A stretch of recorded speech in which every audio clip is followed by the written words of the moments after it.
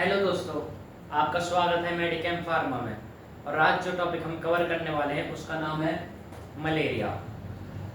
आते हैं मलेरिया की डेफिनेशन पे। Malaria is a life threatening infections disease caused by Plasmodium parasite transmitted to human through the bite of infected female Anopheles mosquitoes। तो malaria एक जानलेवा बीमारी है जो कि प्लाज्मोडियम पैरासाइट के द्वारा कॉज की जाती है और ये ह्यूमन में ट्रांसमिट होती है by bite of infected female mosquito. मादा मच्छर के द्वारा ये बीमारी फैलती है। ये आपको पाई जाती है ट्रॉपिकल और सब ट्रॉपिकल रीजन में, ये आपको आसानी से मिल जाएगा, या फिर ये ऐसे रीजन में पाए जाते हैं। मलेरिया एक फैक्ट है, malaria kills a child every minute in Africa. आप इससे अंदाजा लगा सकते हैं कि मलेरिया कितनी खतरनाक और जानलेवा बीमारी है, क्योंकि अफ्रीका में हर मिनट एक बच्चा मर जाता है सिर्फ मलेरिया के कारण। WHO aim to eliminate malaria in several countries by 2030। WHO ने ये एम करा है कि वो 2030 तक मलेरिया को एलिमिनेट कर देंगे in severe country. Causing agent मतलब किन कारणों से मलेरिया की बीमारी होती है, तो they are the following causing agent which cause malarial infection. पहला आते हैं प्लाज्मोडियम फैल्सिपेरम में। प्लाज्मोडियम फैल्सिपेरम ये सबसे ज्यादा डेंजरस बीमारी मानी जाती है मलेरियल इन्फेक्शन की, सबसे ज्यादा हानिकारक बीमारी। दूसरे नंबर पे आते हैं प्लाज्मोडियम वाइवैक्स, ये कॉमन बीमारी है मलेरिया की।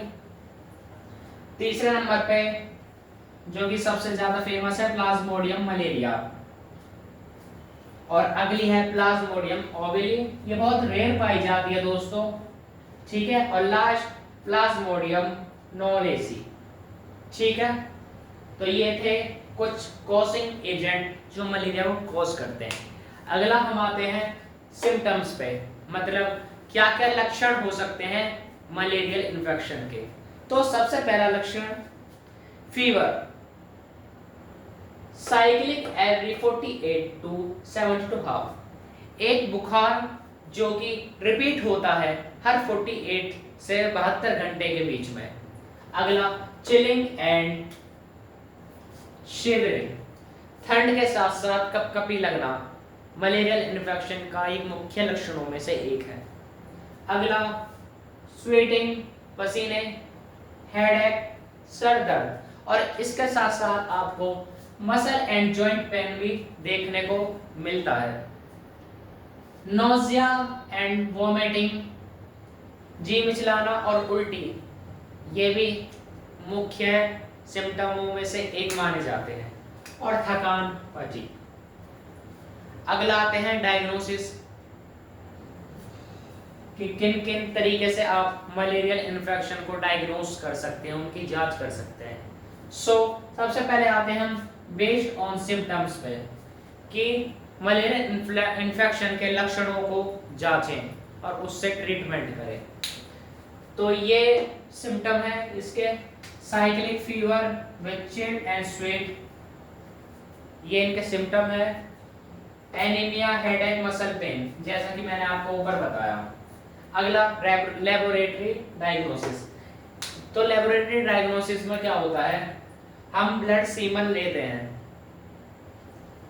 ये दो प्रकार के सीमर होते हैं, थिक सीमर और थिन सीमर।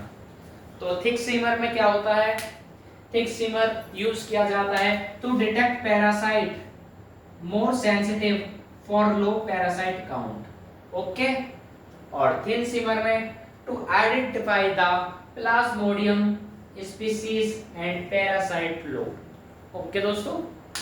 अगला आते हैं rapid diagnostic test, RDT kit भी बोलते हैं हम इसको। तो ये हम यूज करते हैं to detect the plasmodium species antigen. Plasmodium species जो होती हैं उसके एंटीजन को डिटेक्ट करने के लिए। ये क्विक होती है और वेरी यूजफुल होती है। ये 15 से 20 मिनट के अंदर अपना रिजल्ट शो कर देती है। ये कहाँ काम आती है? Where the microscopy is not available, जब माइक्रोस्कोपी अवेलेबल ना हो, जब हम इसका यूज करते हैं। अगला मॉलिक्यूलर टेस्ट, ठीक है, तो पीसीआर के द्वारा भी इसका टेस्ट हो जाता है। अदर टेस्ट जैसे CBC complete blood count, LFT liver functioning test and KFT kidney functioning test से भी हम मलेरियल इन्फेक्शन का अंदाजा लगा सकते हैं। ठीक है, तो अगला हम आते हैं पैथोफिजियोलॉजी ऑफ मलेरियल डिसीज। सो जब भी हमें इन्फेक्टेड एनोफिलिस मॉस्किटो काटता है तो वो सबसे पहले हावी होता है हमारे लीवर पे। वो अपना असर शो करता है to the side of liver. Okay, फिर वो यहाँ से होमोलाइसिस करता है जिससे एनीमिया कोस होता है। ठीक है, जिससे साइटोकाइनेसिस होता है और फीवर कोस होता है। ठीक है।